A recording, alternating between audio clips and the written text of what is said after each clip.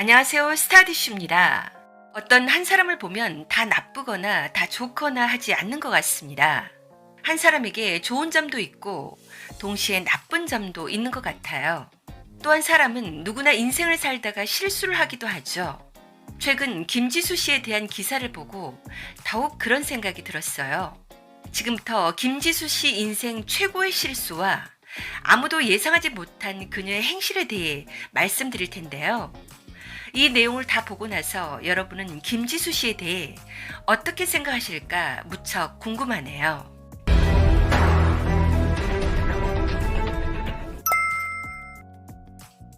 김지수 씨의 본명은 양성윤이라고 합니다.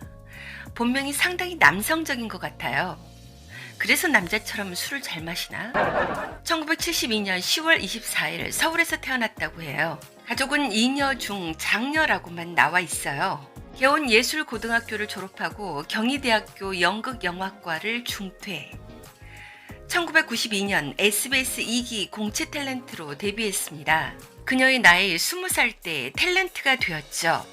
자타가 공인하는 실력파 배우로 성장했습니다. 특히 눈물 연기와 멜로 연기를 잘한다고 유명한데 별명이 눈물의 여왕이라고 해요. 굉장히 서럽게 잘 울어서 따라서 울고 싶어질 정도. 본격적으로 주목받기 시작한 작품은 1993년 SBS 드라마 머나먼 송바강, 그리고 1998년 당시 최고의 인기작이었던 MBC의 보고 또 보고에서 큰 인기를 끌었고, 그 후 온달 왕자들, 태양은 가득히, 나쁜 친구들 등 시청률이 무려 30%가 넘는 히트작에 출연하며 승승장구했습니다. 2005년부터는 영화에도 진출했지만 영화는 이상하게 잘 되지 않았죠.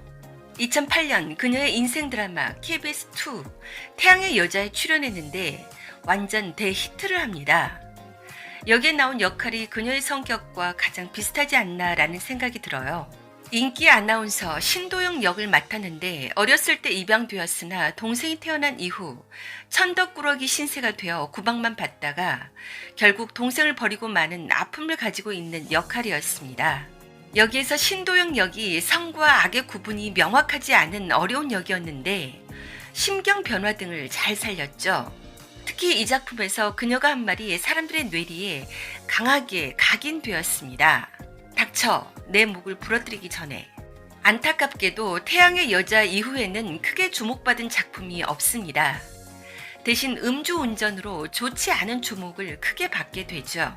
연기파 배우로 상당한 인정을 받고 있었는데 음주 논란으로 그 좋은 이미지를 많이 깎아먹었습니다. 김지수 씨의 음주 논란은 총 3차례에 걸쳐서 벌어집니다. 크게 알려지기 시작한 것은 2000년 무면허 음주운전. 만취 상태로 자신의 차를 몰고 가다가 인도로 돌진해 경계석을 들이받았습니다. 심지어 무면허 상태. 2000년 당시에는 굉장히 큰 금액인 342만 원의 벌금형에 처해집니다. 그런데 또다시 2010년 음주운전 상태에서 뺑소니 사고를 냈죠. 택시를 들이받고 도주했는데 다음날 오후 경찰에 출두해 혐의 사실을 인정. 결국 벌금 1000만 원의 납부 명령을 받았습니다. 잊혀질만 하자 이번에는 음주 인터뷰로 크게 논란이 생깁니다. 2018년 영화 완벽한 타인 언론 인터뷰에 40분이나 늦게 도착했는데 만취 상태로 등장. 기자가 술에 취하신 것 같다고 묻자 맞는데 기분 나쁘시냐 대답할 수 있으니 질문하시라 라고 말했다고. 결국 소속사 측에서 인터뷰를 중단시켰고 취재진이 철수하면서 인터뷰는 취소. 과거에는 술을 마시고 운전하는 것에 대한 경각심이 크지 않았을 때이기는 했습니다. 하지만 왜 자꾸 이렇게 술을 마셔야 될까요? 술 자체를 좋아하든지 아니면 자기 인생에 뭔가 괴로운 부분이 있어서 술로 풀려고 하는지. 연인 사이였던 고 배우 김주혁 씨와 헤어져서 그런 것 같진 않아요. 김주혁 씨와 헤어진 것은 2009년이었기 때문이죠. 김지수 씨의 음주 논란은 이미 2000년부터 시작되었습니다. 김지수 씨는 주당이었지만 김주혁 씨는 술에 약했다고 해요. 김지수 씨는 지금도 미혼인데요. 두 사람은 왜 헤어졌을까요? 김지수 씨는 고인이 된 배우 김주혁 씨와 오랜 연인 사이였는데 결국 헤어졌습니다. 무려 6년을 사귀었죠. 김주혁 씨가 두 사람의 이별 사유를 털어놓은 적이 있습니다. 2011년 MBC 무릎팍도사 방송에 김주혁 씨가 출연했는데 김주혁 씨는 김지수 씨에게 미안한 마음을 표현하기도 했습니다. 어쩌면 인생에서 가장 중요한 시기일 수 있는 결혼 정년기를 보내고 그냥 헤어졌다는 것이 김지수에게 미안하다. 당시는 더욱 결혼 정년기가 있었죠. 이 말에 의하면 김주혁 씨가 이별을 더 원했었다는 뉘앙스가 풍깁니다. 그리고 두 사람이 이별한 이유에 대해 이렇게 털어놓았어요. 모든 주위 사람들이 지켜보고 있는 것이 너무 부담스러웠다며 심지어 다툰 후에도 사람들을 의식해서 웃으며 다녀야 했다. 또 그런 이유로 연애를 하는 것인지 연기를 하는 것인지 모를 정도였다며 헤어지고도 죄인처럼 지내야 했다고 설명했습니다. 그 당시 사회적 분위기 때문에 공개 연애로 인한 스트레스가 더 많았던 것 같습니다. 두 사람의 은밀한 사생활이 다 노출되고 사람들의 눈을 의식해야 한다는 것은 상당히 피곤한 일일 것 같아요. 김주혁 씨는 사람들이 많이 좋아한 연예인 중에 한 사람이었는데 너무나 안타까운 죽음을 맞이하죠. 2017년 김주혁 씨가 세상을 떠나자 김지수 씨는 빈소에 찾아와 슬퍼하는 모습을 보였습니다. 그와 헤어진 지 8년 만이었죠. 김주혁 씨와 헤어지고 또 한 차례 공개 연애를 하기도 했습니다. 2012년 페이스북을 통해 16살 연하남과 사귀고 있다는 것을 공개했죠. 그러나 2013년 결별. 어쨌든 성격이 굉장히 열정적인 것 같아요. 그래서 그런지 그녀는 가녀린 외모와 달리 스포츠 광이라고도 합니다. 스노보드, 제트스키, 수상스키 등을 즐긴다고. 2015년부터는 인스타그램에 자기가 그린 그림, 주로 유화를 올리고 있다고 해요. 최근 기사를 보니까 김지수 씨가 아주 놀라운 일을 했더라고요. 바로 골수를 기증했다는 것. 11년 전에 골수를 기증했는데 기증받은 사람이 당시 남고생이었는데요. 이제는 어엿한 어른이 되어서 결혼도 했다는 소식이었습니다.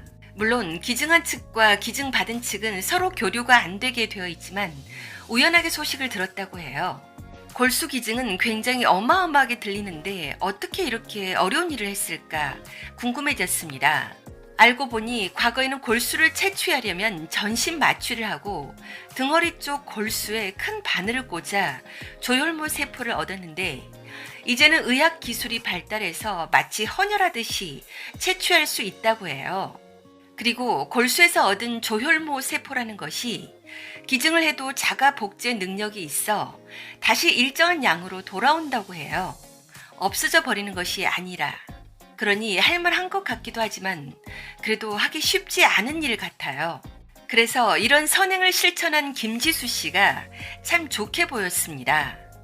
김지수 씨는 여기에 그치지 않고 골수 기증에 대한 홍보를 하며 지속적인 활동을 하고 있었어요.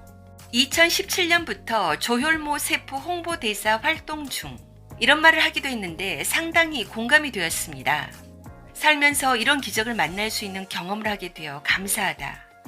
이래저래 살기 팍팍하고 힘들 때가 많은 요즘이지만 이런 때일수록 기적을 만날 수 있는 일에 함께한다면 상대방뿐만 아니라 오히려 나 자신에게 힘이 되고 위로가 될 거라 저의 경험으로 확신한다.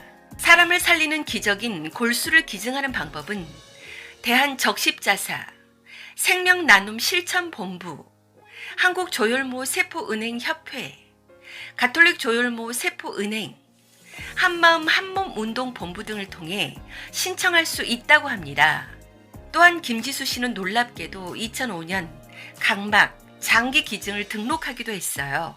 이런 일들이 마음먹은 것처럼 하기가 쉽지 않은데 참 훌륭하게 실천을 잘하고 있는 것 같습니다. 다시 말하면 김지수 씨는 아름답고 숭고한 죽음을 미리 준비하고 있다는 것이죠.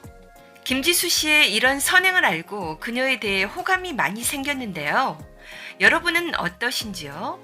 소중한 의견을 댓글에 남겨주시면 대단히 감사하겠습니다.